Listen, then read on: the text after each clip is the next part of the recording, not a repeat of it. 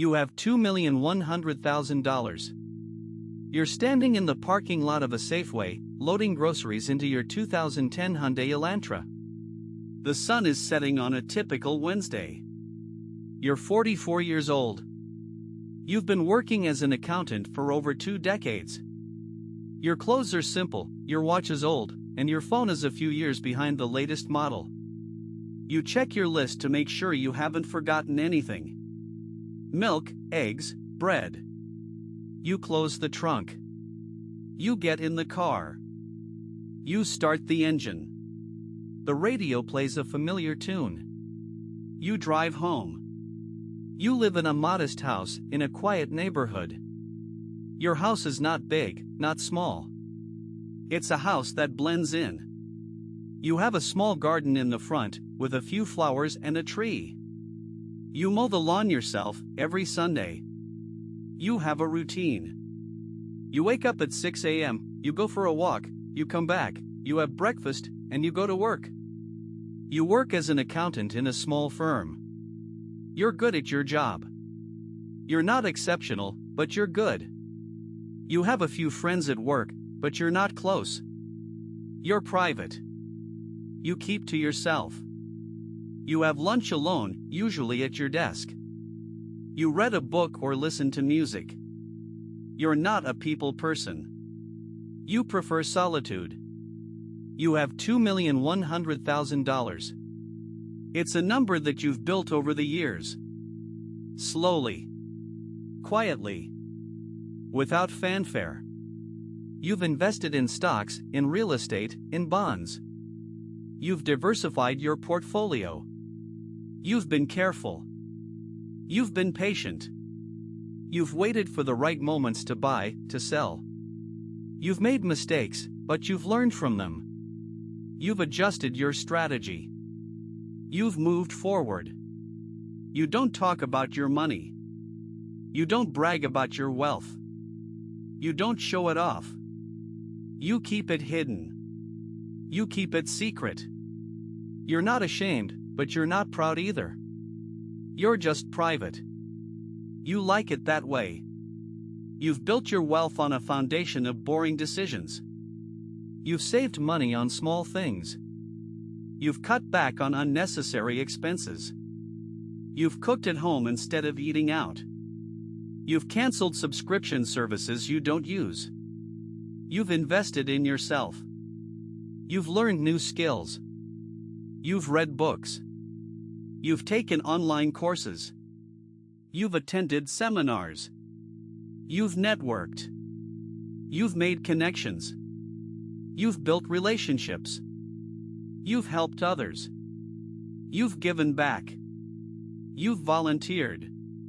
You've donated to charity. You've made a difference. You've left a mark. But you've done it all quietly. You've done it all without seeking attention. You started investing when you were 24 years old. You put $1,000 into a mutual fund. You added $100 every month.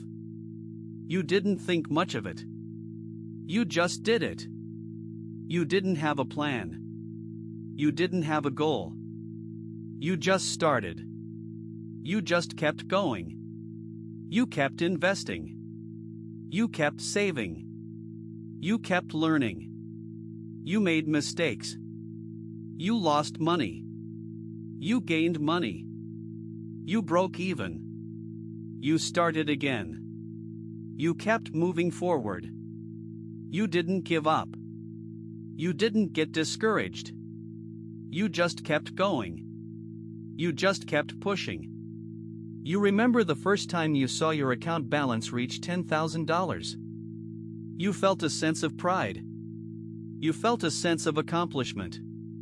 You felt like you'd achieved something. You didn't know what, but you felt it. You didn't celebrate. You didn't treat yourself. You just kept going. You kept investing.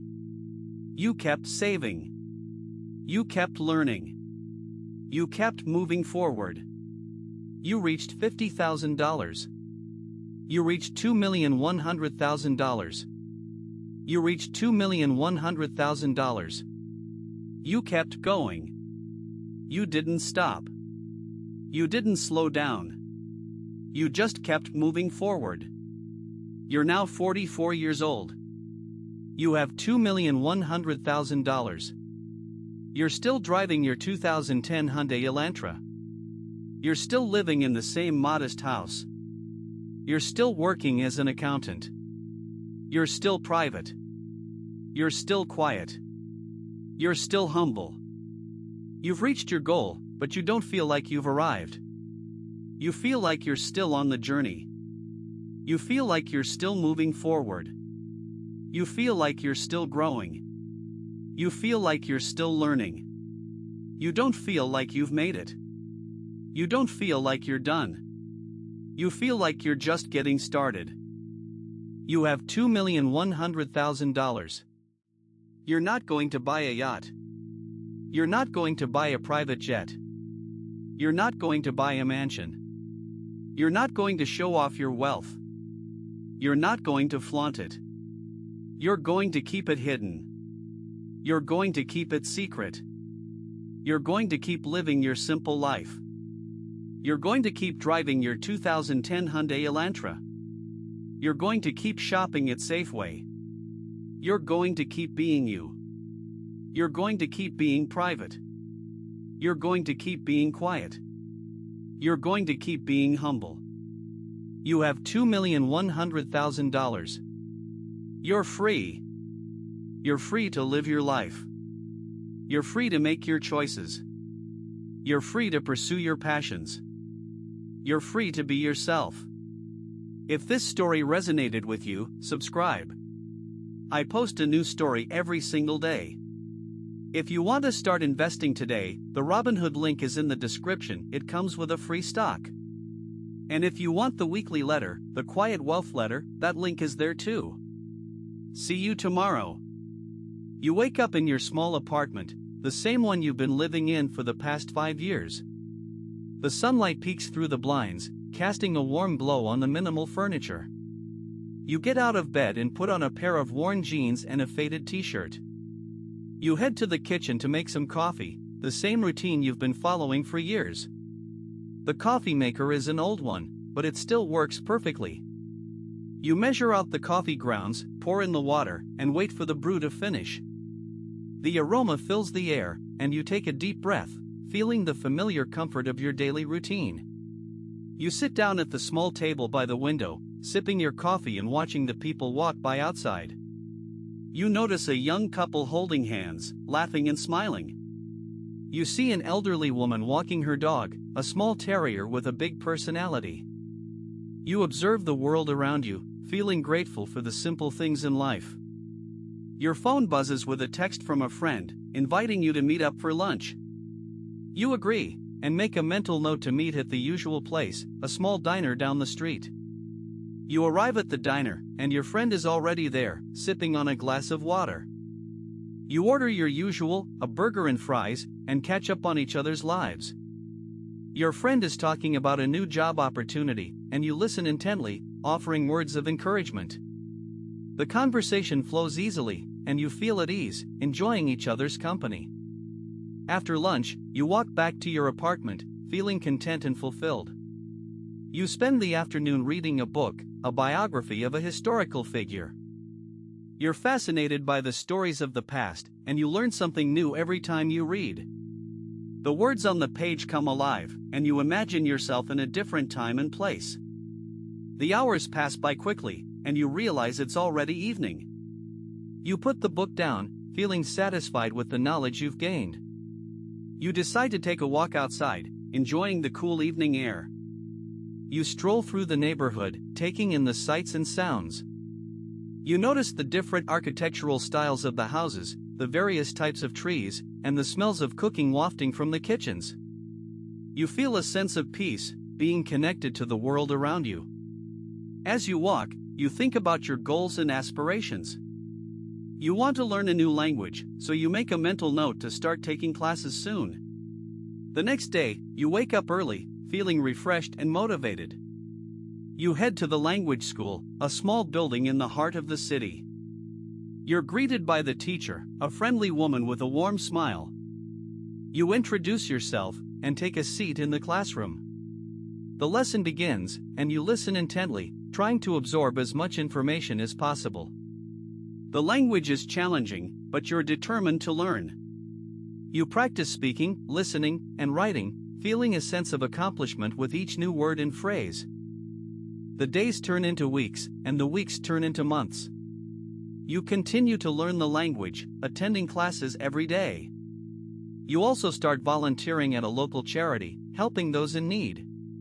You feel a sense of purpose, being able to make a difference in your community. Your life is simple, yet fulfilling. You have $2,100,000, but it's not the money that defines you. It's your actions, your relationships, and your personal growth that bring you joy and satisfaction. You receive a call from a family member, inviting you to visit for the holidays. You agree, and make travel arrangements. You pack a small bag, and head to the airport. The flight is uneventful, but you enjoy the scenery from the window seat. You arrive at your destination, and are greeted by your family. They're happy to see you, and you're happy to be with them. You spend the holidays together, sharing stories, laughter, and love. The new year begins, and you set new goals for yourself. You want to learn a new skill, so you start taking classes in woodworking. You're fascinated by the process of creating something from scratch, and you enjoy the tactile nature of the craft. You spend hours in the workshop, learning and practicing. The smell of wood and sawdust becomes familiar, and you feel a sense of pride with each new creation. You continue to live your life, pursuing your passions and interests. You have $2,100,000, but it's not the money that drives you. It's your curiosity, your creativity, and your desire to learn and grow. You're a private person, but you're not isolated. You have a small circle of friends, and you cherish the relationships. You're humble, but you're not shy. You're confident, but you're not arrogant. You're you, and that's all that matters. The months pass by, and you find yourself on a solo trip, traveling to a new country. You're excited to explore the culture, the history, and the natural beauty. You arrive at the destination, and are struck by the vibrant colors and sounds. You spend the days wandering through the streets, visiting museums, and trying new foods. You meet fellow travelers, and you share stories and advice. You feel a sense of freedom, being able to go wherever you want, whenever you want. You return home, feeling refreshed and inspired. You continue to pursue your interests, and you start a small garden in your backyard. You plant flowers, vegetables, and herbs, and you enjoy the process of nurturing and watching them grow. The garden becomes a peaceful oasis, a place where you can relax and unwind. You spend hours tending to the plants, feeling a sense of connection to nature. The seasons change, and you adapt to the new rhythms. You continue to learn, to grow, and to explore. You have $2,100,000, but it's not the money that defines you. It's your character, your values, and your actions that make you who you are. You're a quiet person, but you're not invisible. You're a humble person, but you're not weak. You're a private person, but you're not alone. You're you, and that's all that matters. You look back on your life, and you see a tapestry of experiences, relationships, and personal growth. You see a person who is confident, yet humble. You see a person who is curious, yet disciplined. You see a person who is free, yet responsible. You see a person who is you, and that's all that matters.